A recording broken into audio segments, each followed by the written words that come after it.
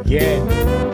Join Junior along with the Wayne Borje Band as he makes any kind from Hawaii. Yeah, let's go. And now, ladies and gentlemen, Junior Kekuewa Jr. How you always? All right. Okay, always. All right. That's enough. Okay. Welcome to the podcast. I'm Junior Kekuewa Jr. And we have a great podcast for you today. We're going to be talking about something that happens in adulthood that gives you that WTF moment.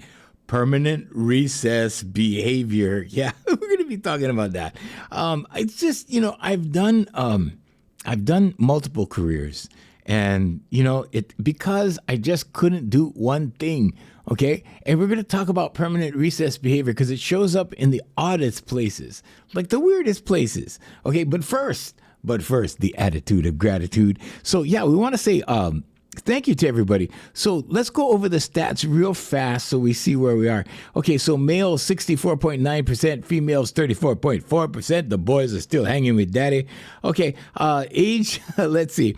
Well, we're going down. We're hitting the 17-year-olds like a little bit. So we keep the show clean, okay? The majority of our audience is from 28 to dead, okay, with some sprinkling of 23 to 27-year-olds. They still think we're cool. And then we have 45 countries, okay? And the last countries to join us was Kyrgyzstan, Palestine, and people in Palestine listen to us. So our hearts go out to you guys, okay? We hope everything is resolved soon because that's a tragedy. And Armenia, okay? Armenia is the last country that joined us. Apple Podcasts, 41%, 41.9%. Remember when they were like 80% of our podcasts? Web browsers, 20%. People are listening to us at work. That's what that means. iHeartRadio. So people are listening to us on the iHeartMedia app, the iHeartRadio app. So we have a lot of those people. And then there's Spotify. It goes on and on and on. But anyway, thank you so much for listening. And we're going to see if we can add value to your life today. So today we're going to talk about permanent recess behavior. Yeah, what's that all about? Well, so when you get into the adult world, right? And things are supposed to be like adult, and then people act like kids. They act like, seriously, it's kind of like, okay, it's kind of like, it's kind of like they're not supposed to do that, but they do that. Okay, so let me give you an example of this. So, and hopefully this podcast will serve as a reference point for some young people. So when they get out in the world, they go, "Oh, okay, Uncle mentioned this on the podcast." Okay, because I talk about stuff that people won't put on their podcast. Okay, but here we go. All right, so there was this time, right? Let me give you some background. Let me give you some background. So I did radio for many years, for 40 years. Okay. And there was this guy that I worked with in radio that eventually had the number 2 show like in Hawaii. And I was a part of that show. And, I kind of like pushed my way into that show. But he was nice enough to, invite me in the first place. I think if he thought that, it would go 15 years the way it did, and if he knew that the popularity would go the way it went, he never would have done it. He never would have done it. But, to his credit, like he was the guy that I really wanted to work with the most. He's the guy I had the most fun with because he got me. Many people can't keep up with me, and I think it's because of my ADHD, or it could be, my thinking that just goes super fast. But that's, that's the H part of the ADHD. So anyway, but along the journey, before I got to that number 2 spot, okay, the morning show thingy, right? Before I got there, there were many stations, radio stations that I worked for, many different situations, and many, really good times, and there was good times and bad times. But what I want to talk about today is permanent recess behavior. Elementary school. Okay, you got to know something. It never gets better than elementary school. The elementary school playground? Okay, if you can master the elementary school playground. I know we don't have any elementary school kids, okay? But tell your kids, okay? You guys that have children, tell your kids, to say, hey, you know what? It never gets better than elementary. Learn the playground. Learn the playground. Okay, because it never gets better. So here's the thing, right? I did, all kinds of radio stations and stuff. I did television. And right around, the 90s, 94 to be specific, okay, in 1994, I get this job and I go work at this ethnic station. Now, I had worked on ethnic, stations before that. One in particular, I was the first non-Filipino radio announcer in Hawaii. What does that mean? Well, I did a Filipino radio show, right? And I learned to do things like, hey, magandang gabi po sa inyong lahat mga kaibigan. I was speaking in Tagalog phrases. Like, I wasn't fluent or anything. I spoke what they call Taglish, which is Tagalog in English, because I don't know how to do the grammar. Okay, I know a lot of Tagalog words, I know a lot of phrases, but I don't know how to do the grammar. And I never really learned, fluent Tagalog, right? But I admire the Filipino people. I love the Filipino people. And the Filipino community took me in as one of their own. And they thought it was kind of cool. I think maybe they thought it was a novelty that someone was interested in their culture, their language, and I wasn't Filipino. Until today, I love Filipino people and I admire them because they speak 2 or 3 languages, like dialects and stuff. Like it's amazing. They're amazing. And anyway, so I work at this Filipino radio station. They treat me like a king.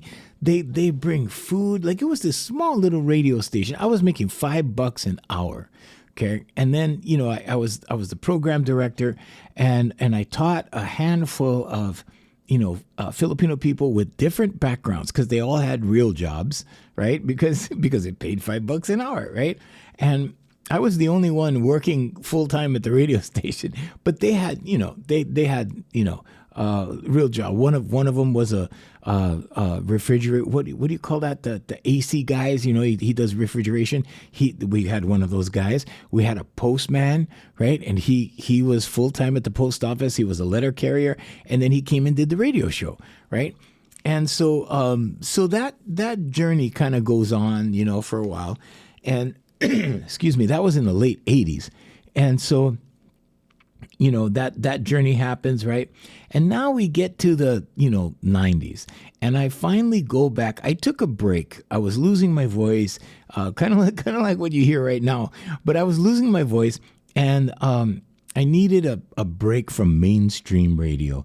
So I asked the guy over there that I knew, who I later ended up working with down the road and, got to the popularity part, right? Okay, so he hires me. He was working for the Filipino radio station too, and he was actually the godfather of hip hop.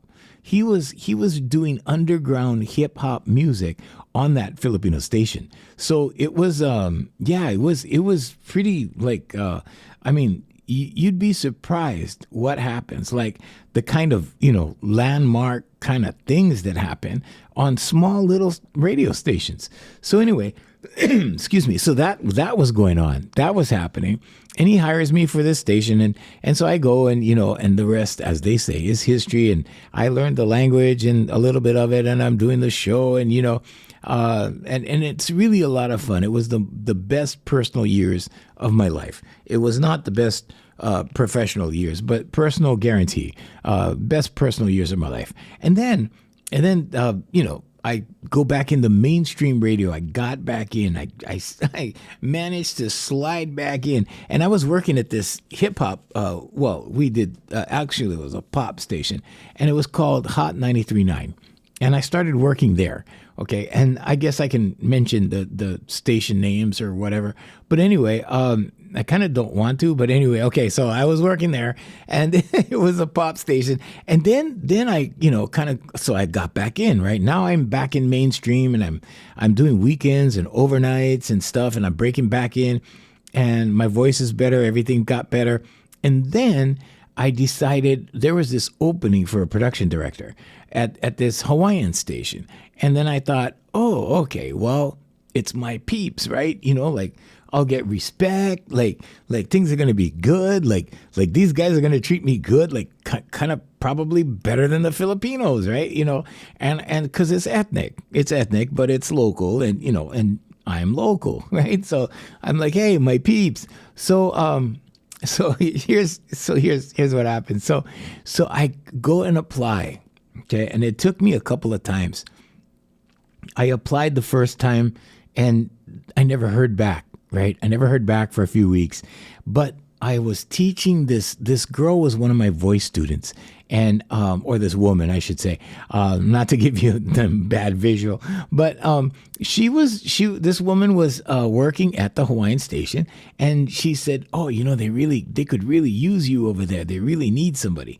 And so she went to go and talk to the general manager for me, and so she did. And then one day she calls me up. She goes, "Hey, go down and apply. They want to talk to you." So I'm like, okay. So I went down, right? I went down and I applied and I talked to the guy and everything. And everything seemed really good. And then, boom, he hired me. And I was like, whoa, that came out of left field. I did not expect that. And so he hired me like right then and there. Okay. So I signed the papers, everything, we tax forms, all that stuff, everything. And okay, good. You start on Monday. So I'm like, okay. So this is like a Wednesday, right? This is like before the weekend. And so I go through this, this process. They process me. I'm now an employee and everything. And we get to the weekend, okay? And this guy gets a phone call. Now here's the elementary school playground part, right? Okay. So there was this girl, a lady, okay, huge. Yeah, she was huge. Well, she was huge in reputation, and she was, well, yeah, she was huge in person. She was huge. She was just huge. Anyway, I know you guys, especially you ladies out there. Oh, he didn't go there. Well, kind of, yeah, he did. But anyway, this is a real podcast. Okay, so Anyway, we're telling it like it is. Okay, so anyway, and this lady had been like a program director when I first started in radio. Okay, and she had me work for these two other radio personalities that were doing weekends, and I didn't have a FCC permit. So we needed FCC permits back in the day. Okay, so you had the right to Washington D.C. You had the right, and then they approve it, they send it. Okay, all that kind of stuff. And anyway, I didn't have that, but I ran the board, so I didn't talk on the radio. Okay, I ran the boards for like 2 weekends for these two, ladies that were on the radio at this Hawaiian station. And this was when I first started in radio. So this was like way back in 1979, 1980. Okay. And so, and this lady, the one with the huge reputation. Okay. That lady, she was the program director. She was the boss. Okay. And she had been instrumental in the Hawaiian movement she was one of the players, but one of the heavy players, because she was on the radio. She had the media power, the media strength. And this station was, of course, instrumental in promoting the Hawaiian Renaissance of the 70s. So now it's like 1980. She's at the height of her influence and whatever. I think, well, maybe the tail end looking back, but she's on the tail end but still very influential person, right? And she has since passed away, so I could tell this story. Anyway, but so I get, I actually sub for these two people. Okay, so I did like so what was it, 4 8, so it was like 8 16, so it's like 16 hours total, right? Because two people, right? 4 8 whatever, like 16. Don't ask me to math. Don't ask uncle to math. So anyway, so that happens. And when I tried to collect the money, right, because I was like, I was starving. Well, almost. I had ice water and Vienna sausage, I think, in the icebox. And anyway, so I was like, so can you see when I can get paid? That kind of thing, right? Because it took like really long, and like I never heard from them. And I was still going up to the radio station as in the capacity of what they call a gopher. Go for this, go for that. And basically you're hanging out, with hopes of one day getting hired, right? That kind of thing. And you're doing whatever you can do. And that's how you got in the business, Okay, that's how everybody got into business.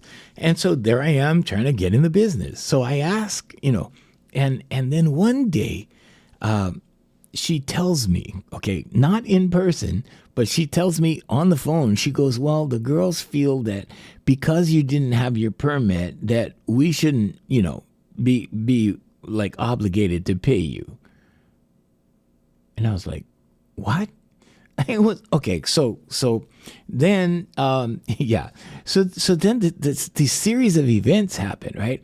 So the next, and this is back in 1980. Okay, this is before I got hired in 1994. Okay, so this is way back. And then what happened? And there was a different staff, different manager, right? And this poor manager, general manager, okay, and I'm not going to say her name or anything like that, but poor thing, she had no knowledge of what was going on, okay, because she didn't know that this lady was playing permanent recess behavior. Okay, she didn't know that this lady was exhibiting permanent recess behavior. Okay, from elementary school, right? Okay, and doing this kind of stuff because you do something in good faith, you're supposed to just get compensated, right? So anyway, so one day I happened to be at the radio station and a very instrumental person passed away. His name was Robert Beaumont. He was with a group called Olamana. You can look that up. It's a thing. They had some big hits, very big hits. And one of the interesting things that happened was his mother came on the phone, and he had died of a drug overdose. And his mom came on we were talking off the air, and we were crying. Me and this other guy who I will not name, was a radio show host at the time, and I was there helping him. I was trying to get in the business, and we start crying because this guy died of an overdose, and everybody loved this guy. I mean, his music was part of the Hawaiian Renaissance, and so he had died of a drug overdose, and his mom was talking to us off the air, and she goes, no, he didn't do that kind of drugs. The one that he died from, like, he didn't do that. He died from a heroin overdose. And she's like, no, he never did heroin. He did this, he did that, but not that. And then so there was that kind of dun-dun-dun kind of element to everything too, right? So that happened. Now, we're emotional, right? I walk out of and I'd been like drinking coffee all morning and, trying to help out. And we're all emotional. And I was, brought up in the Hawaiian Renaissance and we had what we call protect Kaho'olawe Ohana kind of thing. And, so we were very much pro-Hawaiian, pro-activism, pro-whatever. I was like that when I was young. And everybody needed a cause. We all wanted a cause. We wanted to be part of a cause. And so I was part of the cause. And so I stepped out of the radio station studio and I'm going home, right? And I'm going home and I'm distraught. I'm like, oh man, one of these icons just overdosed on whatever, or, somebody helped them or whatever it was. Like we didn't really, we didn't determine anything, but we just heard things, right, at that point. And so I'm walking out, and here comes the general manager, right, from the radio station, walking, and she doesn't know anything, right? She doesn't know that they're not paying me. And she walks out of the elevator, and, I'm really, feeling this death that just happened. And she walks out of the elevator and I look at her and I go, and you, and I start reading her off, right? Because they're not paying me. And I start going down this laundry list of, hey, yeah, I did this for so-and-so and I sat in for so-and-so and now they're refusing to pay me. And she doesn't have a clue what I'm talking about. She just knows that I'm emotional and I'm yelling at her and she's the general manager. And she's ready to blackball me throughout the industry, which I think, word got around, I think, but anyway, but that happened. Okay. So that ruined my chances in 1980 to get hired. Now, okay. So that was the incident. Now that was part of it anyway. So now let's move forward. Let's move forward in 1994. So I just get hired by this guy. Okay. And he was not on the scene back then. Right. And he's a new general manager and whatever. So he hires me. Okay, so that lady, that big reputation lady, that big reputation lady. Okay, so she is now her reputation has followed her, but she's on the Big Island. So it's Hawaii Island in the Hawaiian Islands, the big island with the volcano on it. That one. Okay, so now she's over there working, right? Her fame has diminished. She still has a good reputation, I guess, but her fame kind of, she's not doing like big audience stuff. She's out in the, rural area of the Big Island. And that's where she lived out the rest of her career. And so this is permanent recess behavior. Okay, here we go. So she finds out that I got hired. Now, I don't know, who told her. Somebody else told her. Okay, but she found out that I got hired, and she called that general manager and tried to get me fired. Tried to convince him to get rid of me. But, back in 1980, we did not have the same labor laws that we have that we had in the 90s. So he couldn't just fire me, right? He couldn't fire me for no reason. So he calls me back in his office on that Monday that I went to work, and the first day of work, right? And he sat me down and he goes, "Hey, look, it's not going to affect your job or anything, but you want to tell me the story about what happened?" And and then I told him, right? I told him what happened. Okay.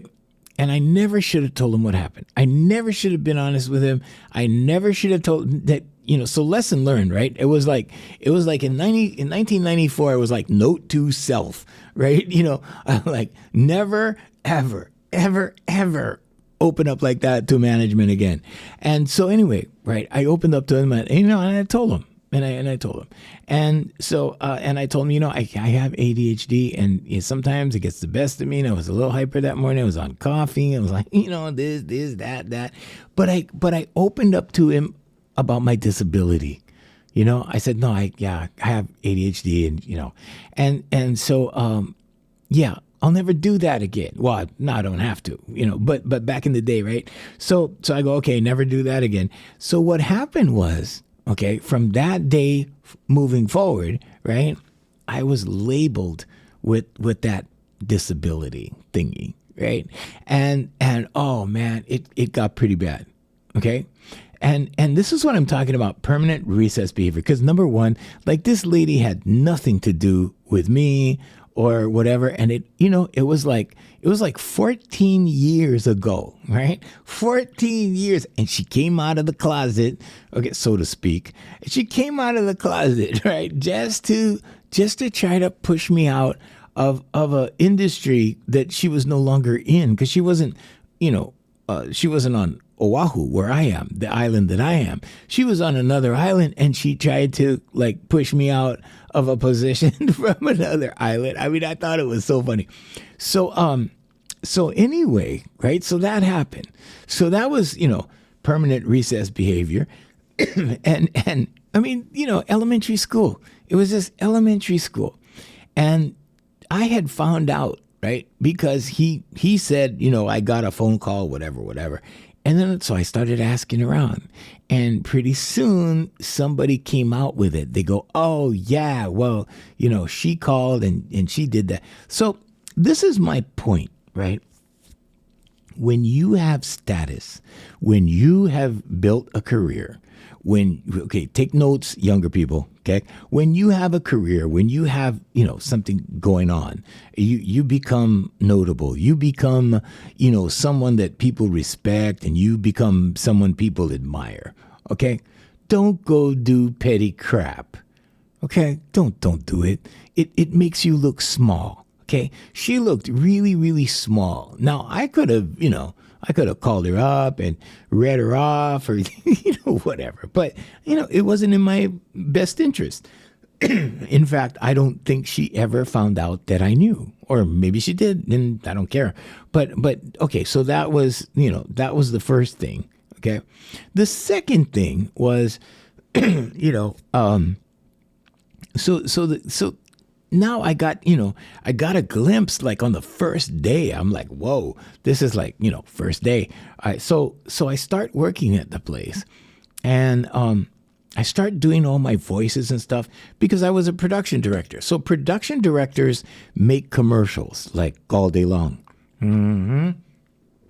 And because I did that, right? I was doing my voices, and I took their production from, I want to say, just average, everyday, commercials that you would find on any radio station.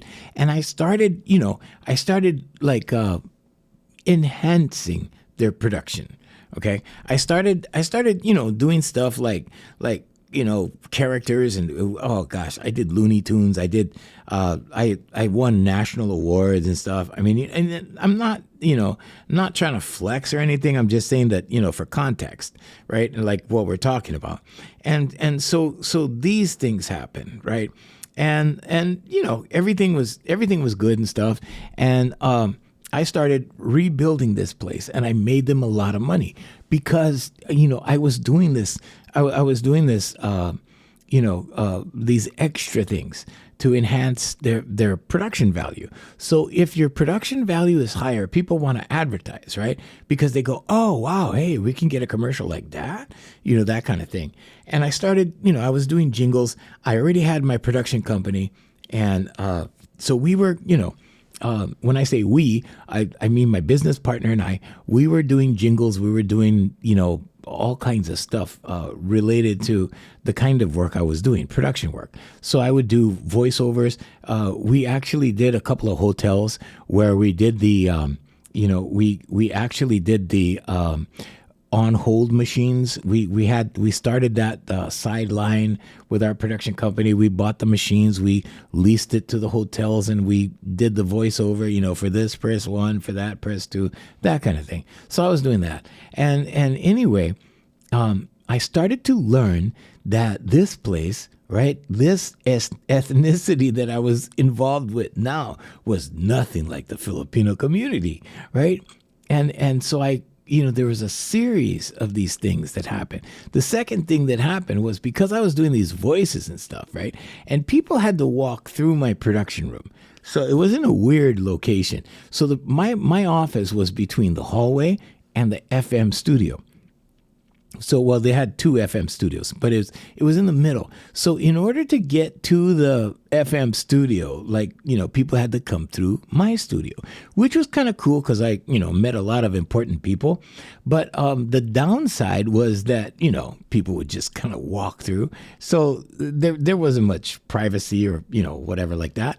And it was okay, But what happened was this young guy who is now a very prominent TV host, but he was this young guy, and he was just starting out in the business, and but this ended in a good way, but he was just starting out in the business, and he got like the wrong idea because, when I have to, I can execute the English language properly. And so I'm doing all these, what sounds like, we have a term in Hawaii that is, it kind of gets slanderous depending on how you use it. The word is haole. Okay. And basically it means foreigner, people not from Hawaii. That's the way we use it. Okay. But if you put an expletive before that, it becomes racial. Okay. So anyway, so this guy tells me, he goes, like, one day he just can't take it anymore, right? And I guess it was building up. I didn't know. He didn't say anything to me. And then one day he goes, bruh, this is a Hawaiian station. It's now an Haole station.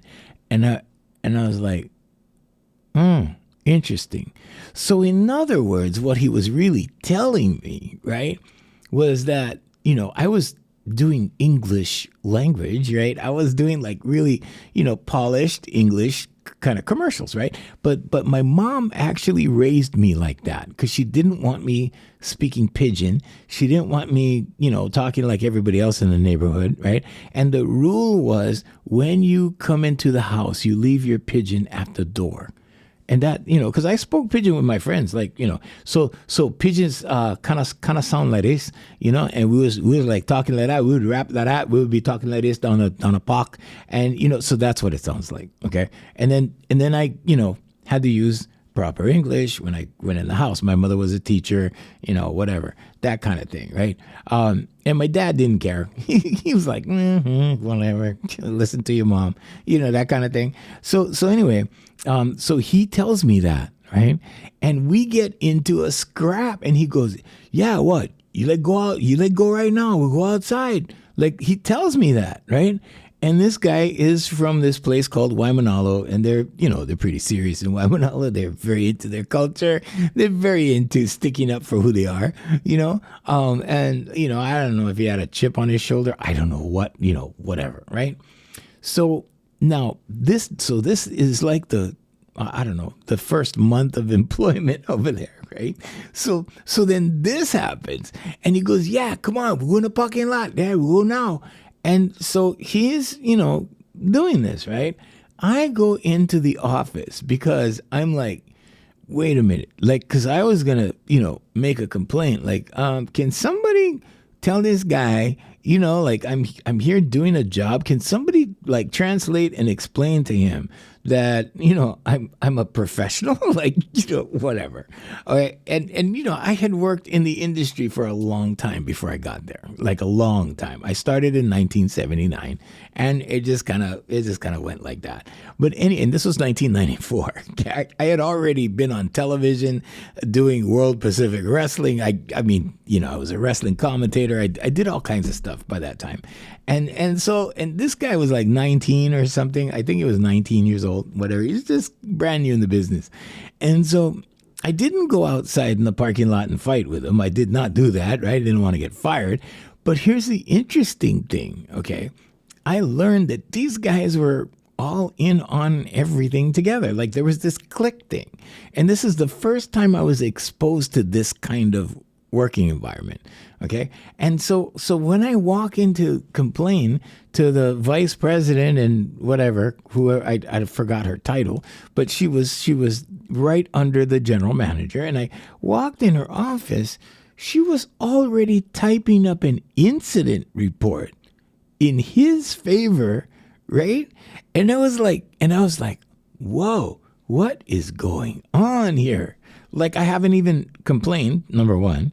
Okay. Number two, she was already like backing him up on paper with a report that never got filed. It never got filed. But that was in the process. And that all happened like in 10 minutes.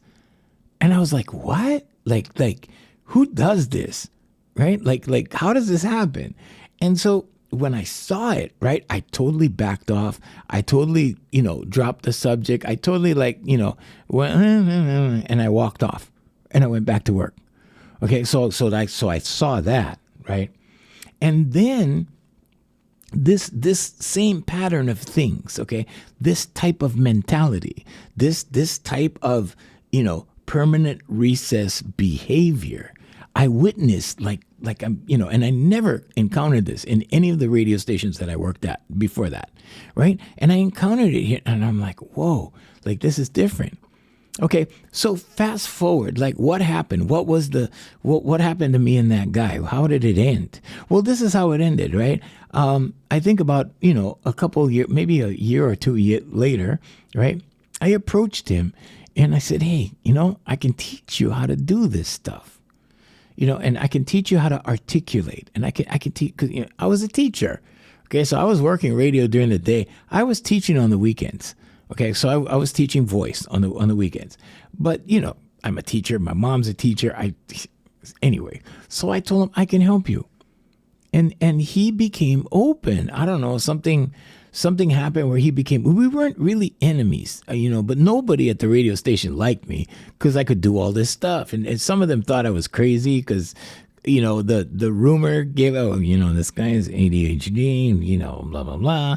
And so the general manager told all these people, like, his inner circle, which was, almost all the people at the radio station. So all that. So I had been faced with discrimination and, like all that. And it was no big deal. I really didn't care. I just wanted to do my job, collect my check every 2 weeks and go home, And so, but anyway, I told him it got to this point, maybe a year, maybe a year and a half later. And I said, I can teach you how to do this stuff. So I started giving him articulation lessons. I gave him exercises he could do for his tongue. So articulation exercises work on the tongue, just in case any of you guys, want to know this. And when you strengthen the muscles of the tongue, what happens is your tongue is more agile. When it's more agile, your pronunciation cleans up, okay? Whether it's singing or speaking or, whatever. Anything you use your tongue for. Well, okay, wait a minute. Whoa, okay, too much to the left. All right, so, but yeah, so your tongue gets strong. Okay, in other words, all right, there you go. There's your articulation knowledge for the day. But yeah, so anyway, I start working with him, right? And he gets into it. Okay, so he also reads commercials because I had to assign commercials to everybody. But I start working with him on the side. And I start assigning him commercials and stuff. And I noticed pretty soon, like, wow, the commercials sound really good. Okay, here's the long story short. He became the best guy, the very best articulative reader for spots, for commercials. Like, he became the best. He was better than the best guy that they had was the program director. Okay, and he's pretty big on television now too, and he's actually bigger than this guy on TV. And he was a program director, and he was very good. In fact, his number one skill was making concert promos. I never saw anybody make a concert promo better than him. Really, till this day. He was the best at making concert promos. He'd put in the audience. He'd simulate a concert. Like, he could do all of that. And he was the very best at it. The best I've ever heard. Anyway, so, but these guys don't like me. Okay. And I didn't like them. It's not that I didn't like them. It's like, I'm like, okay, whatever. You guys don't like me. So what? And I kind of so I ignored them. They despised me, or I don't know, they ignored me too, I guess, whatever. Like, so the feeling was kind of mutual. It was like, whatever. And I had other things to do. I had a production company at home, and I had students at home on the weekends and stuff. So I had other things. I couldn't be bothered with this permanent recess behavior. Okay, but anyway, but that's what it was. It never gets better than elementary school, kids. It never does. Okay, so just know that Uncle told you. Okay, it never gets better than elementary school. If you know how to handle people in the elementary school playground as a kid, okay, tell your kids or your grandchildren. Tell your grandchildren. If they can master that, they have life all figured out. Okay, because it was easy. It was so easy. It was just like being in the playground. It was the same thing, but that's how these guys acted. Okay, so anyway, but this guy and I became friendly. Why? Because I invested time in him. Okay, so technically he was one of my students. He wasn't one of my formal students. He didn't pay me to teach him or anything. I did it for free. Because I wanted to show him that he could actually be bigger than he thought he was. Okay, that he had more value than he thought. That he could be better than he thought. And that's the job of a teacher. So, I've taught many people that didn't pay me. Either because I gave it to him for free or because I just wanted to help. But that's what teachers do. Okay, and I'm a teacher. And so that's what I did. Anyway, so I added value to his life and he became the very best guy. And I was so proud of him. And I told everybody, I would tell everybody, yeah, he's the best. He's the best there is. He's the best there is here at that radio station.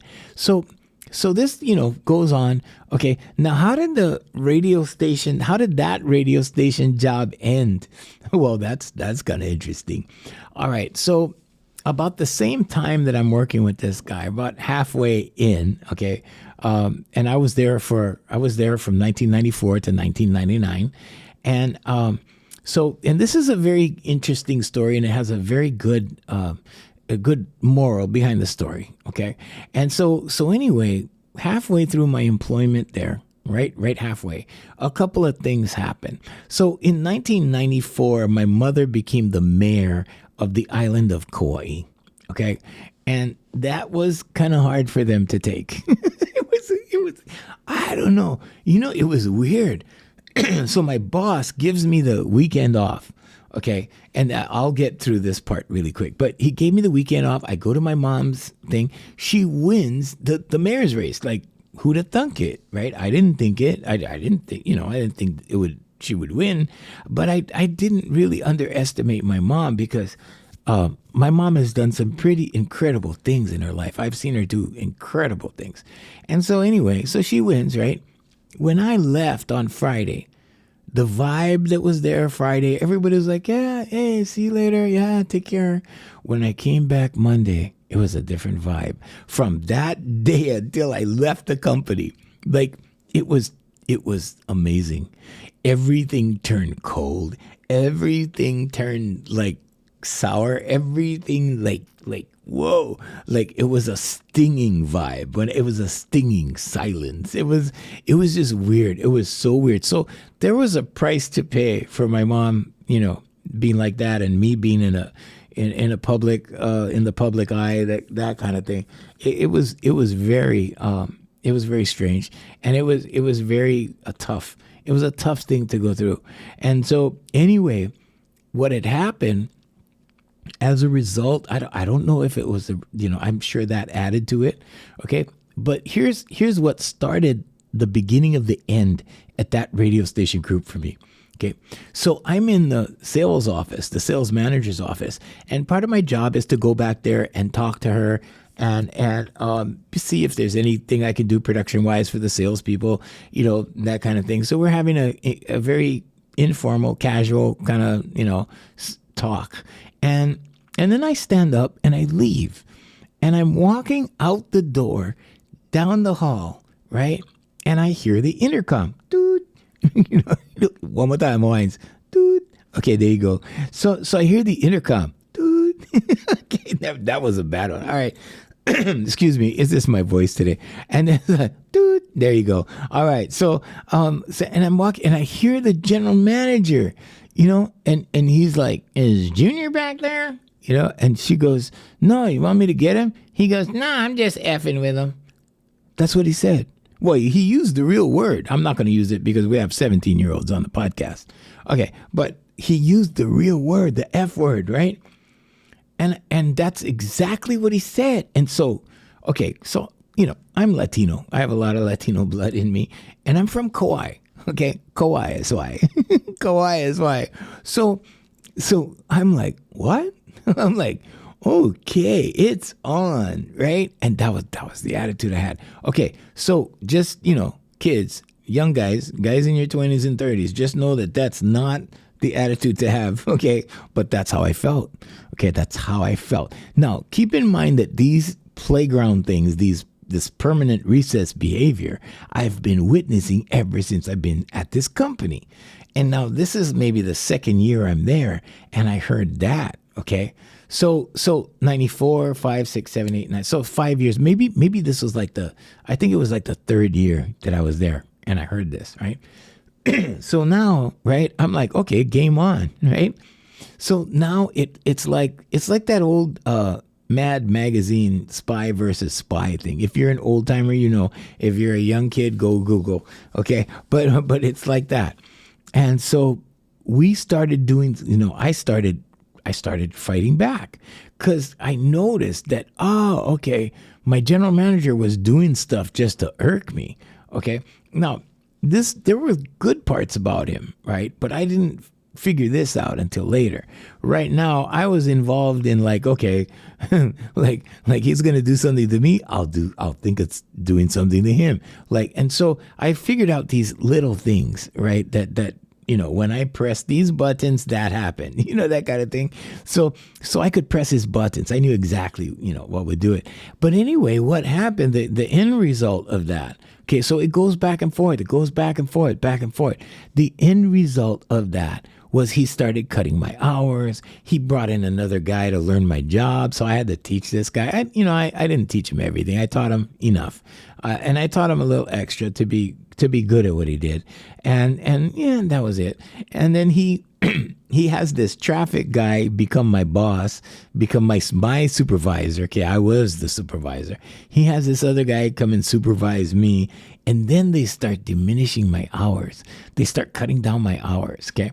When they start cutting down my hours, he said, well, you can collect unemployment, okay? Now, here's the lesson.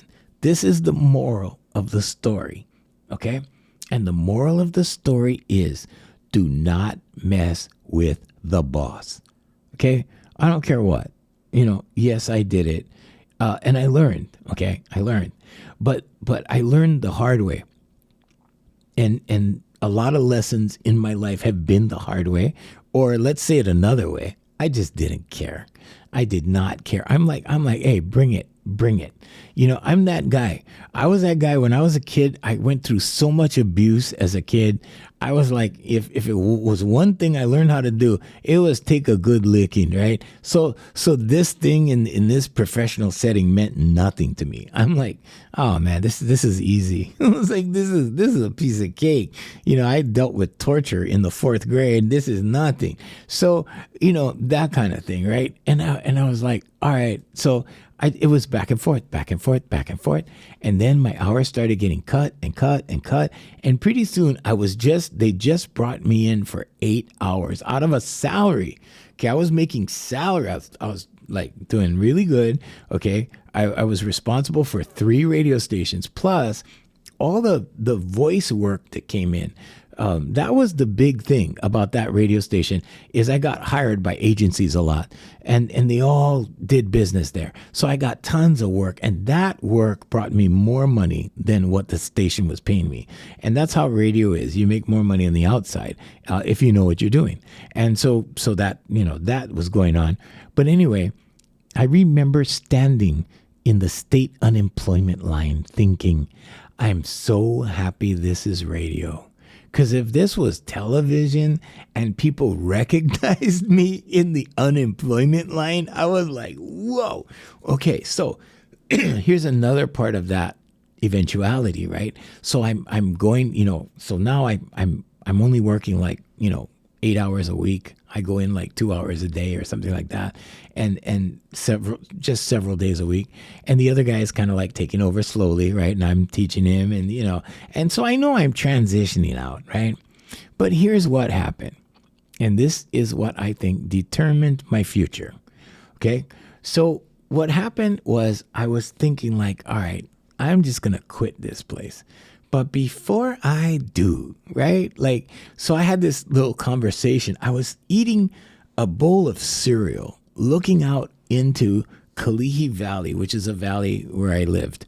And I was looking out into the trees in the valley and I go, all right, what could I do to these guys? I'm like, well, as the production director, I work in the computer, right? I could set the expiration date for all the commercials to like erase at midnight. Okay. And just quit and just, whatever. Right. Okay. But here's what would have happened if I did that. And, I had these thoughts, right? But these are just thoughts. Okay. But if I did that, I would never have gotten hired in radio again. Okay. I would have had to find something else to do and whatever. And, I had my companies by then. I had 2 companies by then. And so I'm like, okay, well, whatever, and I thought about it, right? So that was the devil on the left shoulder. The angel on the right shoulder was like, well, you wanted to do your music, right? Now you have more time to do your music. And the devil on the left shoulder goes, no, you remember you see what they're doing to you? Like, whatever, right? Okay, anyway, so that was the conversation that was going on. Well, the angel won, okay? And now I will tell you the rest of the story. So the angel won, and I'm like, okay, I started looking at the glass. Now, this is the life coaching part of the podcast. Okay, so I started looking at the glass half full instead of half empty. And I'm like, you know what? Now I get to do my music. Now I get to do all these things that I wanted to do because I had been praying to do my music. Okay, because it wasn't working, getting discovered by the record companies that work for the radios, that work with the radio station. That wasn't happening. So I'm like, okay. So long story short, I started recording. I started doing my stuff. We started creating a formal singing school. Okay, that was when we started. We started going, okay, we're going to do this school full time. I was just doing it on the weekends. Now we transitioned. We started doing it full time. Okay, and the other thing that happened was when I went to the new company, because I resigned, and I took orchid leis, and I bought 40 orchid leis, and I gave it to everybody in the office because I wanted to leave in a good way, right? Because I did not feel good about these people. I didn't feel good about the culture of this place. I didn't feel good about the place. I didn't feel good about anything. And I thought, you know what? I got to do this, right? Okay, guess what happened? I get to the next company, right? And this is the next podcast. I get to the next company. The guy asked me to substitute for a week for this other guy, right? I substitute and boom, right through the roof. God is real, right? And that was my reward. That was my reward for choosing the positive over the negative. All right? All right, take that with your little fruit juice this morning. Hey, until next time, we want to thank Voice Master Family of Service Companies, also AFM Hawaii Music, the music of Darren Jeanette. And so you know what? Choose the positive side because your blessings come because God is real. Okay, Hawaii. See you next time. Mahalo and aloha.